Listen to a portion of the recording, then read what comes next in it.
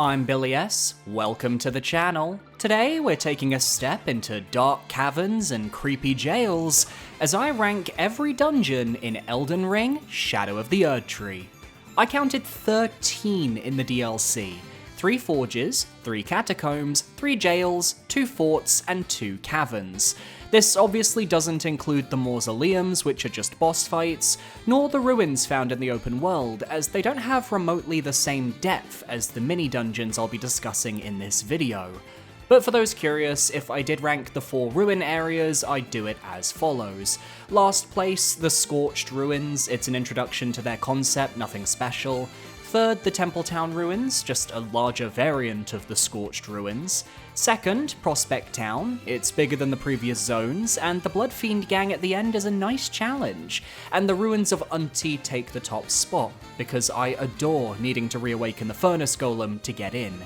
Now then, let's begin. All 13 Shadow of the Erdtree dungeons, ranked. Let me know your favourite down below. At number 13, we have the Fogrift Fort. While you may skirt around the outside of its walls on your way to the nearby Fogrift Catacombs, you won't be able to assault the inner castle until after you've reached Shadow Altus. Heading over to the Shadow Altus West Site of Grace, you have to make your way down the cliffside until you reach the ramparts of the fort, and from there your mission to break in begins. For all intents and purposes, this is a pretty fun little area. There's a ton of explosive barrels, fire pot throwing enemies galore, and you've got to be careful with every step you take. Early on, you'll face off against Black Knight Garu, the leader of the fort, who uses the regular Black Knight moveset, but also has a special aspect of the Crucible Tongue incantation. With it, he can strike you from far away, though it leaves him wide open for a counterattack. I suspect this was an incantation intended for player use at one point, but was cut before the DLC released, as there's no way to obtain his tonguing ability for yourself. In the lower portion of the fort, you can weave past a series of enemies to obtain the Serpent Flail, and if you head outside the wall, you can reach the Greater Potentate's Cookbook 3. Just don't fall off, or you'll have to do what I did and run all the way back through Castle Ensis and back up to Shadow Altus, because I refuse to respawn any of the fort's enemies. Had we been given that Crucible incantation as a reward for beating the fort, or had there just been a little bit more to do, I'd actually consider this for the upper half of the list. But when the Fort of Reprimand is in the same DLC as you, you're already fighting a losing battle. At number 12, we have the Ruined Forge of Starfall Past, found near the Ghost Flame Dragon on Shadow Altus.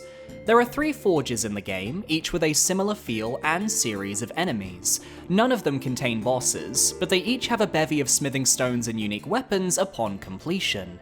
In the Forge of Starfall Past, your main goal is to open a series of gates to make progress, working your way around to find levers while avoiding the dangers of the smithing trolls and their hard-to-hit weak spots. The lack of a proper challenge to cap off these zones is already enough to knock all of them down somewhat, but Starfall Past also is filled to the brim with long, narrow hallways that make fighting very tedious, and doesn't have any major set pieces like the other 2. I do like that the way to reach the end of the level involves riding one of the gates upwards, and I appreciate that you're given 2 very distinct special weapons here, the Ancient Meteoric Ore Greatsword, which excels in thrusting attacks, and the Smith Script weapons. While not the most devastating damage dealers, the Smith Script series of weapons are special because they're throwing weapons. Yes, you can lob a spear, or a hammer, or even a shield as a discus. Utility may not be their forte, but never underestimate the power of... is funny though. Beyond that though, there's not much to this forge worth talking about. The other 2 in the DLC have far more dynamic progression that makes them far more interesting as a result. At number 11, we have Rivermouth Cave. Funny story, but I actually rode down the river to where this cave was located, even got the bell bearing on the cliffside nearby, but never found the entrance. It wasn't until I beat the DLC and was cleaning up all the bosses I missed that I found the cave. I wasn't missing much, to put it bluntly. The first half is just a series of traditional wolf tunnels where as long as you're doing decent damage, you'll smoke out the dogs and make decent progress. Honestly, it goes without saying, but the only real point of interest in this cave is when it takes a turn for the bloody. You drop down a fake floor and follow a series of blood trails, leading to a drag race viewing party, complete with blood fiends and a giant crimson pool to get your freak on. Even on Erdtree level 20, these blood fiends made me their bitch. Now, was it because I didn't have any AoE Ashes of War equipped, which meant I had to slowly kite them and take them down one at a time? Yes, almost certainly. But I appreciate the level of difficulty and how, if I really wanted to, I could have ran through to the boss fog without engaging in the party. The Chief Blood Fiend is the boss, and he's just a bigger Blood Fiend. If you've seen their kit, you've seen his kit. He does a tad more damage, but that's about it. You get the Blood Fiend Hexa's Ashes upon his defeat, which synergizes great with a bleed build, who'd have guessed. Rivermouth Cave knows what it is. A simple cavern with a horrifying secret that isn't too difficult or too time-consuming to complete. And you know what? That's fine. At number 10, we have the Dragon's Pit, found beneath the Suppression Pillar in Gravesite Plain.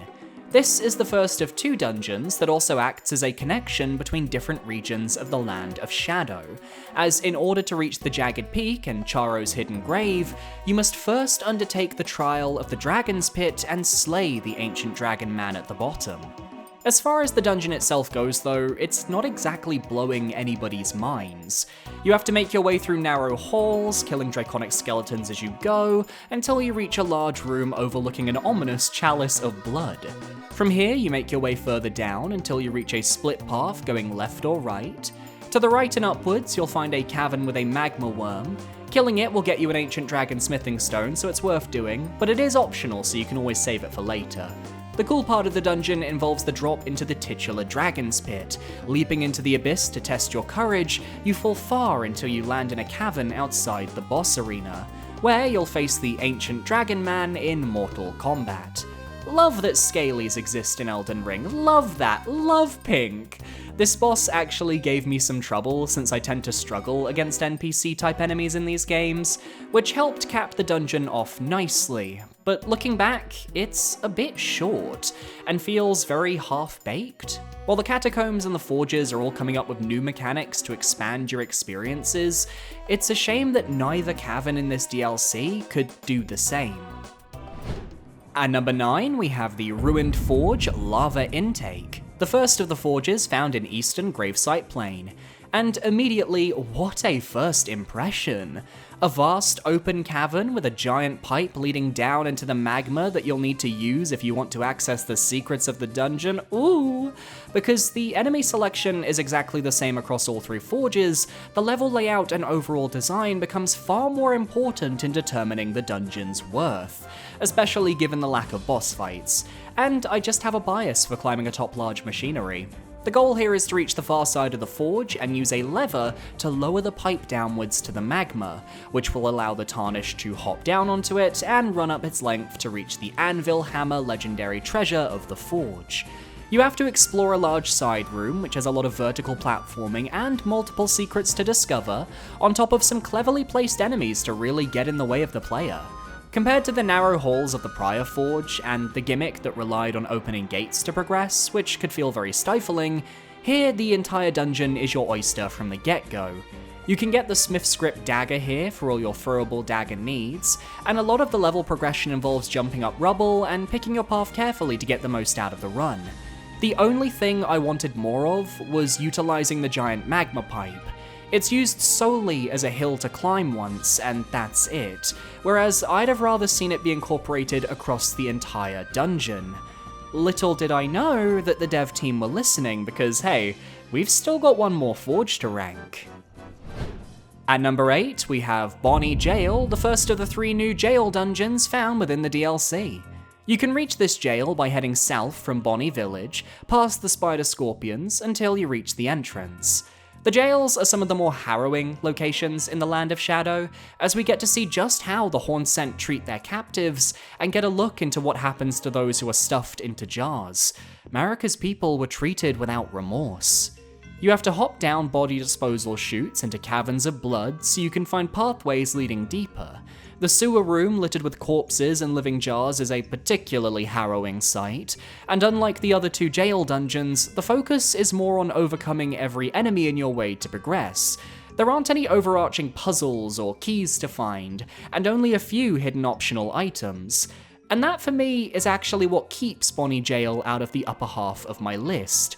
Everything this jail does well, the other two jails do better. Even the boss ends up being a reused enemy, Curseblade Labirith, but with a special darkness mechanic to try and make them stand out. It does work to an extent, but can't compare to the bosses of the other two jails who are just more interesting fights. I appreciate that this dungeon exists though, showcasing the true horrors of Bonnie Village and the derelict nature of their prisons, and it's still leagues above the locations we've already covered on today's list. These dungeons set a high bar from this point on. The dungeons just keep getting better and better, and you know what else is getting better and better? My channel. We're trying to reach 35,000 subscribers by the end of the year. If you want to help out and see if we can meet that goal, consider parrying that subscribe button so you can stay up to date on all of my future videos. Or go the extra mile and become a channel member. It costs $4.99 a month, it gets you early access to future videos, and a shout out in the description and at the end of each video as well. And maybe there'll be some perks coming soon in the few months, it's gonna be exciting, so back to our dungeons. At number 7, we have Taelu's Hidden Forge, found near the entrance to Ra Base. Eagle-eyed viewers will notice I didn't actually include this location when ranking Ra Base in my last Erdtree video.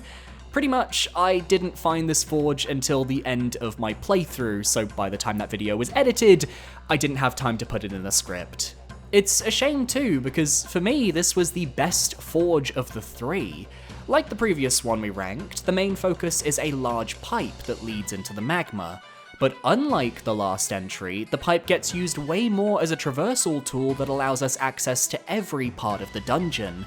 Sure, the main gimmick is to create a seesaw effect that allows us to reach the platform leading to the forge where Taelu's spirit ashes wait, but the amount of optional platforms with smith script weapons and smithing stones to collect is something else. I actually found myself getting a little lost in the back half of the dungeon, something I appreciated because it meant the level design was dense enough to feel challenging. Some of the enemies also hit insanely hard. I died to the throwables of one of the miners, much to my chagrin. The joy of running up and down the giant pipe, exploring each different balcony, and looting everything I could before shifting to the next location was enough to stick in my mind, and it felt like the only forge of the three that was fully realized in what it wanted to be. Damn, I really wish these places had bosses, because if this had a fight, it'd be in my top 3 dungeons of the DLC. Instead, it lands smack in the middle of my list. At number 6, we have the Darklight Catacombs found at the end of the Recluse River. Perhaps the biggest shock to me was how fresh the Catacomb dungeons felt in comparison to their base game counterparts. Let's just say I'm glad I didn't do a Catacomb ranking before Shadow of the Erdtree dropped, because with these 3 included in this DLC, there's a ton of creativity that's going into that list. Straight away, we've ditched the format of Catacombs where the boss door is right next to the opening site of Grace. Instead, the Catacombs are split into various floors, similar to that of the Chalice dungeons, or even something like Pokemon Mystery Dungeon. And upon reaching each elevator, there's a new stake of Marika to act as a midpoint checkpoint. I adore this setup because it cleanly splits the catacombs into bite-sized chunks and ensures that when you reach an elevator, you know it's the end of the zone, so any secrets you haven't found must be accessible from the areas you've been through. The Darklight Catacombs specifically plays around with the theme of darkness and light. The 3 major floors are all coated in darkness, and it's up to the player to find the levers that alight the zone, allowing them to progress and to uncover various secrets. Almost immediately on floor 1, there's a hidden path you can only see when the light is on that leads to the Viridian Amber Medallion +3. On the second floor, down this hidden ladder you can see when it's lit up, is the Death Knight armor set. Though be careful of the wardens, their magic can demolish you in an instant as you see here. The last floor with the giant cannon imp was my favourite though, figuring out that the only way to bring it to heal was to turn on the lights by running down a straight stretch, in full view of the projectiles, and then being asked to run back the way you came, dodging fireballs as you go to finish the imp off. Come on now, that's fabulous. You even get the Big Mouth imp spirit ashes and a Great Ghost Glovewort for your troubles. Then there's a fight with Elder Inquisitor Jory, allowing you access to the Abyssal Woods upon his defeat. A unique summoner boss, this is what the Spirit Caller Snail wishes it could do. And while I'm certain some people found him irritating to fight, I enjoyed the hectic nature of this boss. Darklight Catacombs may be my least favourite of the 3 in the DLC, but by no means is it a slouch in any capacity. At number 5, we have the Lamenter's Jail, found at the back of Charo's hidden grave. Perhaps the only location worth visiting in the region, I really enjoy the element of progression when it comes to this specific jail. Like the rest, you're attempting to head deeper into the prison, but as you explore, you'll need to find a series of keys that allows you access to the next part of the jail. The upper level key is fairly easy to find, but once you head into the tunnels and even further still into the lower jail, it gets tough. I fell through a breakable floor with no visible way back, so I had to explore an entirely new portion of the cavern to find a key needed to unlock my way out. And it led me deeper and deeper until I reached a corpse room filled with mountains of the dead and a host of large and small living jars. I love the little trio dancing atop the corpses. No matter how I attempted this room, I left them alive. They match each other's freak. I just appreciate that this jail specifically wanted players to deviate from the main path to find the key needed to progress. There were shades of the Tower of Latria's level design, a little bit of survival horror as supplies dwindled. All the while, you're finding spirits hinting at the titular lamenter within the jail and the moans that never stop. So when you reach the boss, you're expecting the lamenter, and he delivers. He has a special ability that allows him to clone himself, and a unique debuff that can be placed on the player depending on how you handle his fight. His clones appear for a specific amount of time, and unlike other clone fights where it's about finding the boss and attacking him, here you actually have to focus on the clones. As for everyone left alive when the clone phase ends, the player will be hit with a Lamenter debuff. And if enough of them stack, you will immediately die via the power of the Lamenter's Lamentations. Naturally, I broke out the Sacred Relic Sword and Wave of Golded the entire arena anytime the clones came out to play, and that made the fight very manageable. Gotta appreciate an entirely unique boss, and you even get his mask for defeating him, which can be used to transform the player into a Lamenter. Your arcane stat raises by 8, you get a 5% damage negation, 20% holy damage negation, but you trade off your armor slots and you can't revert the transformation without dying. Not really for me, but I'm sure there's someone out there wanting to run a Lamenter build. At number 4, we have the Scorpion River Catacombs, found at the back of Ra Base's Scorpion River. This was the second catacomb I ran into, and I recall being rather concerned upon first entering, as I was immediately met with a Deathblight gimmick. You see, throughout the catacombs are roaming Deathblight eyes.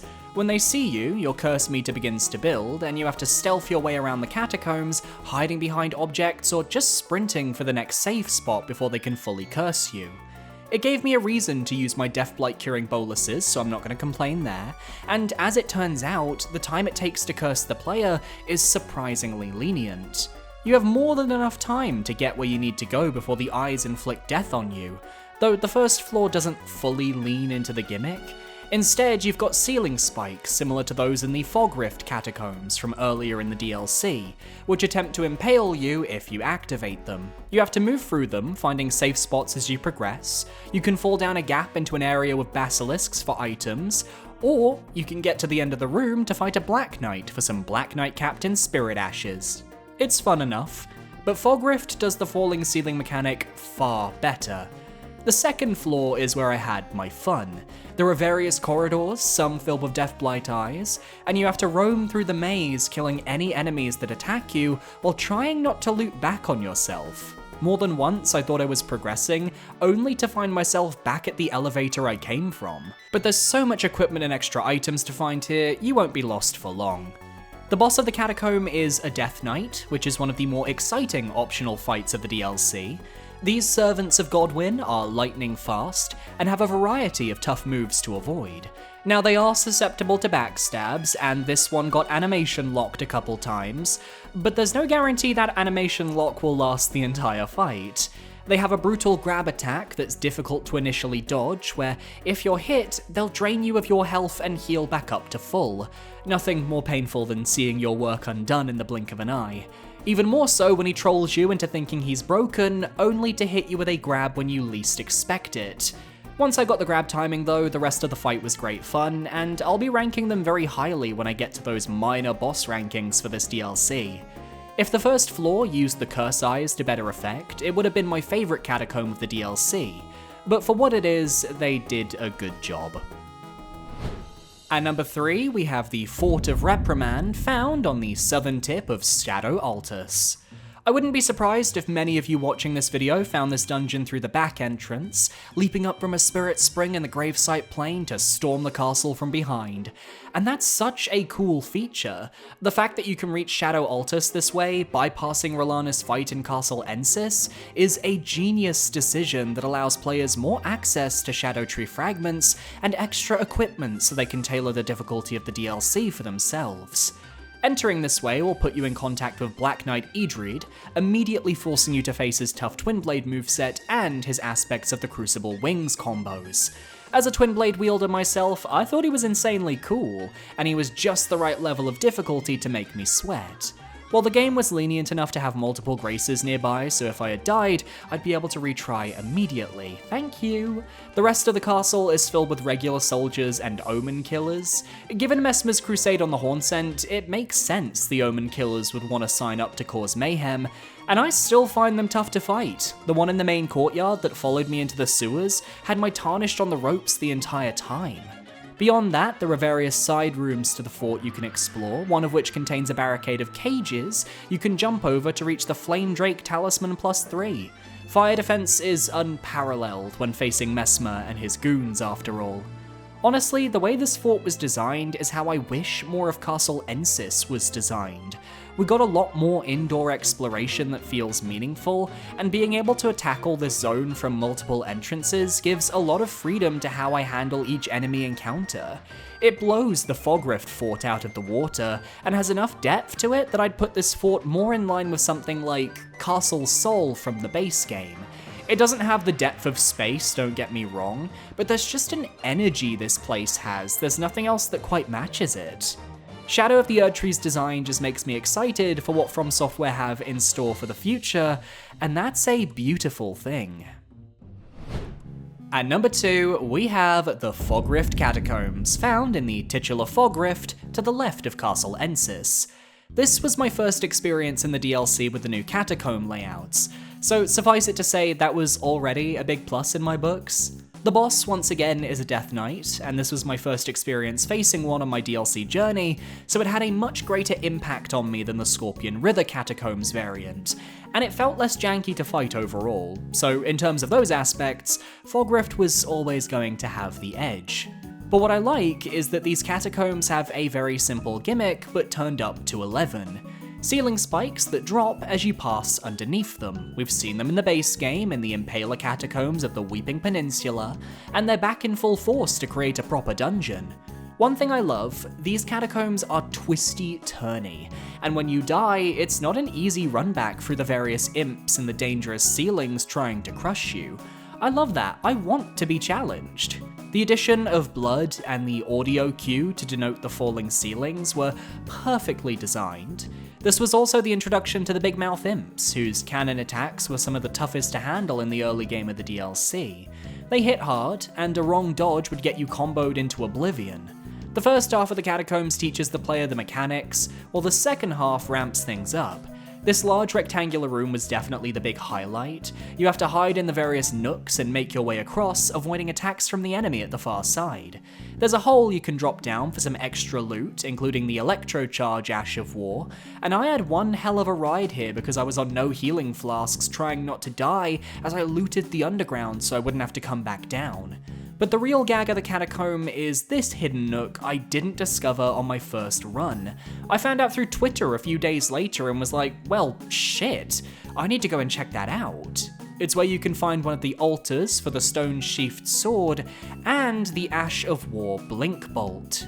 Secrets like this that get the community posting on Twitter are what games like Elden Ring are made for, and neither of the other catacombs had anything remotely like this to their name. It makes the Fogrift Catacomb feel the most unique, despite having a gimmick we've seen before, That is the mark of an extremely well-designed dungeon. It was only beaten out by one other. And number 1, we have Ballarat Jail, the first of the major jails found near the Ghost Flame Dragon Lake in the Gravesite Plain. At this point, it doesn't shock me that my favourite dungeon also happened to be the first one I found, because it makes sense to front-load your exciting new DLC with the best areas you can create, and go from there. Ballarat Jail, and this goes for the other jails too, are special in that in order to make it to the boss, you have to complete them in one go. There are no stakes of Marika midway through the complex to fall back on. It's only when you reach the boss fog that you have any element of safety. So, any deaths have you running back through the same locations, learning how to sprint faster, how to dodge incoming enemies better, as you learn which directions lead to dead ends and which lead to progress. The first half is very straightforward. You'll drop down a few cliffs, have a series of prison rooms to explore, and you'll only be facing shadow men to start with. It's not until you find yourself in a room suspended with jars that you need to parkour down that things start to get freaky. Living jars are to be expected, but the saints within them were not. Getting attacked by these abominations my first time was a terrifying experience. They're scary, and the grab attack as they lunge tendrils towards the player is downright horrifying. But that's not enough to get this zone to my favourite dungeon in the DLC, far from it. Now, what I think brings Ballarat Jail over the edge is everything following the giant pot. The floor crumbles beneath you, and you're left in this literal maze. Living jars are hidden among them, as are the saints hiding beneath their metallic pots, waiting for a chance to ambush you.